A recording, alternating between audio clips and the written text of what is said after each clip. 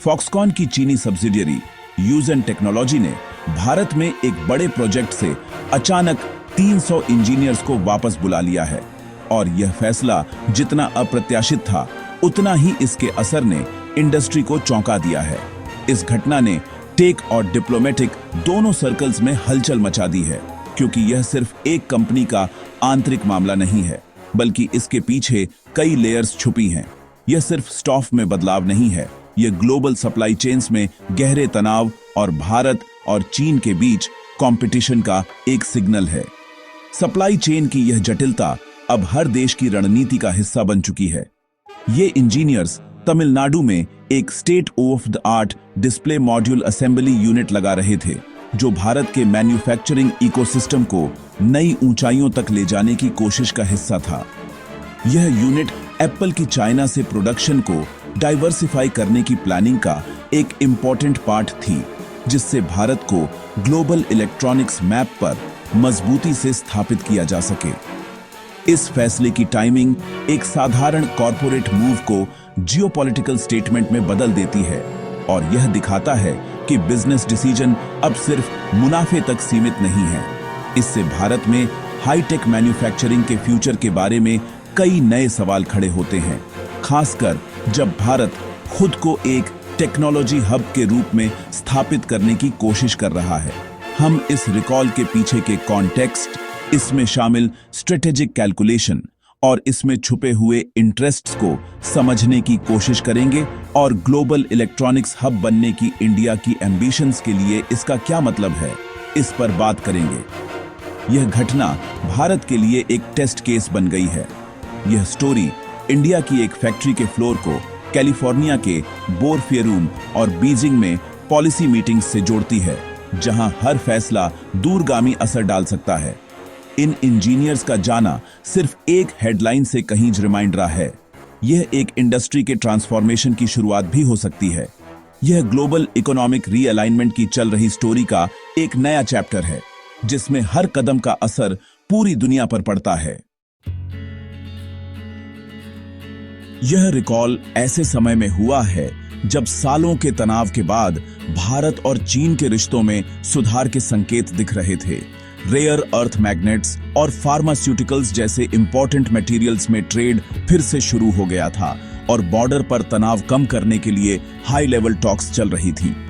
हालांकि technical personal की अचानक वापसी से पता चलता है कि डिप्लोमेटिक जेस्चर्स के नीचे स्ट्रेटेजिक कंपटीशन अभी भी सुलग रहा है। जहां बीजिंग रिड्यूस ऑडिटीज में ट्रेड करने को तैयार हो सकता है, वहीं वह एडवांस्ड मैन्युफैक्चरिंग के बारे में जानकारी शेयर करने में कहीं रिमाइंडर सतर्क है। फॉक्सकॉन की घटना एक कड़वी याद दिलाती है कि हाईटेक डोमिनेंस की बात आती है तो पुरानी राइवलरीज जल्दी से फिर से उभर सकती हैं। रिकॉल को यूएस चाइना टेक वॉर और सप्लाई चेन सिक्योरिटी के लिए ग्लोबल रेस के बैकग्राउंड में सबसे अच्छी तरह से समझा जा सकता है।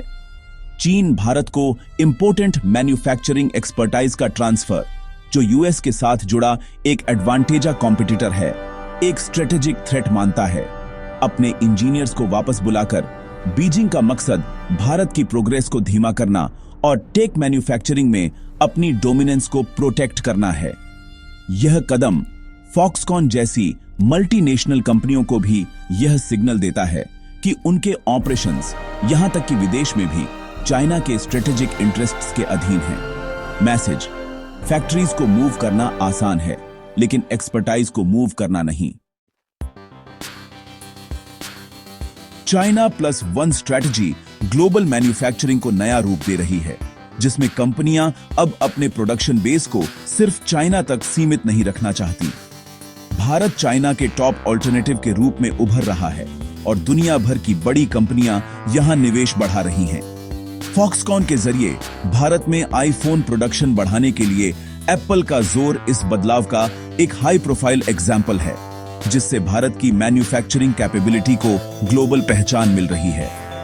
चाइना के लिए यह ट्रेंड ग्लोबल सप्लाई चेन्स और राइवल्स को इंपॉर्टेंट टेक्नोलॉजी के ट्रांसफर पर उसके कंट्रोल को खतरे में डालता है, जिससे उसकी इकोनॉमिक पावर पर भी असर पड़ सकता है। यूजान के इंजीनियर्स का रिकॉल भारत के मैन्युफैक्चरिंग हब के रूप में इमर्जिंग ने को रोकने के लिए एक कैलकुलेटेड मूव है जिससे भारत की ग्रोथ को स्लो किया जा सके। फॉक्सकॉन जैसी कंपनियों को अब चाइना के डीप टैलेंट पूल को कहीं और कॉपी करने की चुनौती का सामना करना पड़ रहा है, क्योंकि वहां की स्किल्ड वर्कफोर्स और टेक्निकल नॉलेज को रिप्लिकेट करना आसान नहीं है। नई फैक्ट्रीज बनाना तो एक शुरुआत है, लेकिन असली चुनौती उस लेवल की एक्सपर्टाइज और इकोसिस्टम तैयार करने की है। यह घटना चाइना के इकोसिस्टम से अलग होने की डिफिकल्टी को उजागर करती है और दिखाती है कि सिर्फ फैसिलिटी शिफ्ट करना काफी नहीं है। यह सिर्फ इंफ्रास्ट्रक्चर के बारे में नहीं है, बल्कि long term investment, local talent development और इंडस्ट्रियल कल्चर को भी बदलने की जरूरत है, बल्कि एक्सपर्टाइज के पूरे नेटवर्क को कॉपी करने के बारे में है। और यही वजह है कि चाइना प्लस वन स्ट्रैटेजी जितनी आसान दिखती है उतनी है नहीं। रिकॉल सिर्फ एक कॉर्पोरेट डिसीजन नहीं था। बीजिंग के टॉप लीडरशिप ने इसमें गहरी दिलचस्पी ली। फॉक्सकॉन की इंडिया प्लान्स पर डिटेल्ड रिपोर्ट्स की डिमांड की। चाइना की गवर्नमेंट अब ओवरसीज एक्सपेंशन पर एक्टिवली नजर रख रही है, खासकर स्ट्रेटेजिक सेक्टर्स में। डर इंडिया को सीमलेस टेक्नोलॉजी ट्रांसफर चाइना के एडवांस्ड मैन्युफैक्चरिंग में मुश्किल से हासिल की गई बढ़त को कम कर सकता है। यह इंटरवेंशन इंटेलेक्चुअल प्रॉपर्टी को प्रोटेक्ट करने और भारत की प्रोग्रेस को धीमा करने के लिए एक प्रीएम्प्टिव मूव है। फॉक्सकॉन और दूसरों के लिए इसका मतलब सिर्फ बिजनेस रेगुलेशंस को नेविगेट करना नहीं है, बल्कि चाइनीज स्टेट के स्ट्रेटेजिक डायरेक्शंस को भी नेविगेट करना है। यह घटना एक साफ चेतावनी है। बिजनेस और जियोपॉलिटिक्स अब इंसेपरेबल हैं। इस झटके के बावजूद फॉक्सकॉन की इंडिया के लिए रिड्यूसमेंट अभी भी मजबूत है। कंपनी डिस्प्ले मॉड्यूल से लेकर सेमीकंडक्टर्स तक एक कॉम्प्रिहेंसिव इलेक्ट्रॉनिक्स इकोसिस्टम बनाने के लिए अरबों का इन्वेस्टमेंट कर रही है। यह इंडिया की मेक इन इंडिया इनिशिएटिव और इंडिया को ग्लोबल मैन्युफैक्चरिंग हब बनाने के एप्पल के गोल के साथ अलाइन होता है।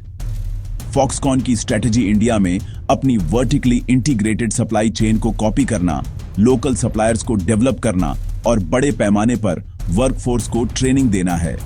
रिकॉल एक चुनौती है, लेकिन कोई डील ब्रेकर नहीं। फॉक्सकॉन ने ऐसे रिस्क्स का अनुमान लगाया था और वह अडेप्ट कर रहा है। उनका जवाब अडेप्ट करना, अल्टरनेटिव्स ढूंढना और अपनी एम्बिशियस इंडियन टाइमलाइन को ट्रैक पर रखना। 300 स्किल्ड इंजीनियर्स का नुकसान तुरंत देरी पैदा करता है और इंडिया की हाईटेक मैन्युफैक्चरिंग टैलेंट में एक इंपॉर्टेंट गैप को उजागर करता है। इंडिया सॉफ्टवेयर में बहुत अच्छा है, लेकिन इसका हार्डवेयर इकोसिस्टम अभी भी डेवलप हो रहा है, जिससे फॉरेन एक्सपर्ट्स पर निर्भरता एक रिस्क की जरूरत बन जाती है। यह घटना एडवांस्ड मैन्युफैक्चरिंग में डोमेस्टिक स्किल डेवलपमेंट की अर्जेंट जरूरत को उजागर करती है। देरी से जॉब क्रिएशन, एक्सपोर्ट रेवेन्यू और मेक इन इंडिया प्रोग्राम की क्रेडिबिलिटी पर असर पड़ता है। स्ट्रैटेजिकली यह एक वेकअप कॉल है। एक कॉम्पिटिटर से टैलेंट पर निर्भर रहना रिस्की है और इसे हथियार बनाया जा सकता है। इंडिया अब टेक्निकल कोलैबोरेशन के लिए ताइवान, साउथ कोरिया और यूएस जैसे पार्टनर्स की तरफ देख सकता है। लॉन्ग टर्म सेल्फ रिलायंस के लिए इंडिजिनस कैपेबिलिटीज का डेवलपमेंट जरूरी है। फॉक्सकॉन ने ऐसे डिसरप्शंस का अनुमान लगाया था और तुरंत कंटीजेंसी प्लान्स को एक्टिवेट कर दिया। कंपनी ताइवान, जो इलेक्ट्रॉनिक्स मैन्युफैक्चरिंग में एक ग्लोबल लीडर है, से इंजीनियर्स को रिक्रूट कर रही है ताकि इंडिया में गैप को भरा जा सके। यह वियतनाम और मेक्सिको जैसे दूसरे देशों से भी टैलेंट ले रही है, जिससे किसी एक नेशन पर निर्भरता कम करने के लिए एक मल्टीनेशनल टीम बन रही है।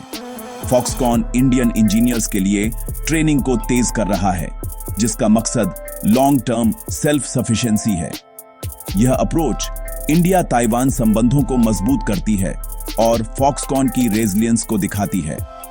मैसेज साफ है, जियोपॉलिटिकल हर्डल्स फॉक्सकॉन की ग्लोबल एम्बिशंस के लिए चुनौतियां हैं, बाधाएं नहीं।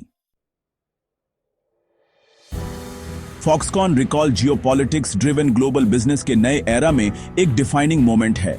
यह सिर्फ एक कंपनी का फैसला नहीं, बल्कि एक बड़ा संकेत है कि दुनिया भर में बिजनेस और पॉलिटिक्स अब पहले से कहीं रिमाइंडरा गहराई से जुड़ गए हैं।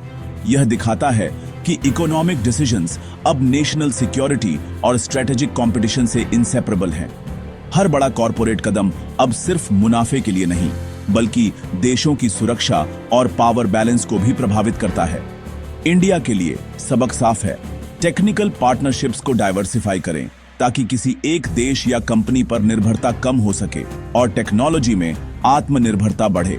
डोमेस्टिक स्किल बिल्डिंग को तेज करें ताकि भारतीय टैलेंट ग्लोबल स्टैंडर्ड्स पर खरा उतर सके और देश की इंडस्ट्री को मजबूती मिले, और राइवल्स पर निर्भरता कम करें। सप्लाई चेन को मजबूत और लचीला बनाना अब पहले से कहीं रिमाइंडरा जरूरी है। चाइना के लिए यह कदम कॉम्पिटिटर्स को धीमा कर सकता है, लेकिन यह भी दिखाता है कि टेक्नोलॉजी और मैन्युफैक्चरिंग में मोनोपोली हमेशा नहीं टिकती। कंपनियों को कहीं और इन्वेस्टमेंट करने और अपनी खुद की लीवरेज को कम करने का रिस्क पैदा करता है। ग्लोबल कंपनियां अब नए मार्केट्स और लोकेशंस तलाश रही हैं। एक्सपर्टाइज को हथियार बनाना उल्टा पड़ सकता है, क्योंकि टेक्नोलॉजी की दुनिया में बदलाव बहुत एक्सेलरेटी से आते हैं। इससे चाइना से हाईटेक मैन्युफैक्चरिंग के शिफ्ट को तेज किया जा सकता है और नई इंडस्ट्रियल हब्स उभर सकते हैं। फ्यूचर उन लोगों का है जो अडेप्ट कर सकते हैं, जो तेजी से बदलती दुनिया में खुद को ढाल सकते हैं और नई चुनौतियों को अवसर में बदल सकते हैं। ट्रस्ट, टैलेंट और रेजिलेंट पार्टनरशिप्स का डेवलपमेंट कर सकते हैं। यही असली कॉम्पिटिटिव एडवांटेज बनेगा। 300 इंजीनियर्स का जाना एक छोटी घटना है जिसके ग्लोबल इकोज हैं। यह सिर्फ एक आंकड़ा नहीं, बल्कि एक ट्रेंड का हिस्सा है। इसका असर आने वाले सालों तक बोर्डरूम और पॉलिसी सर्कल्स में गूंजेगा और यह तय करेगा कि अगली ग्लोबल लीडरशिप किसके पास होगी।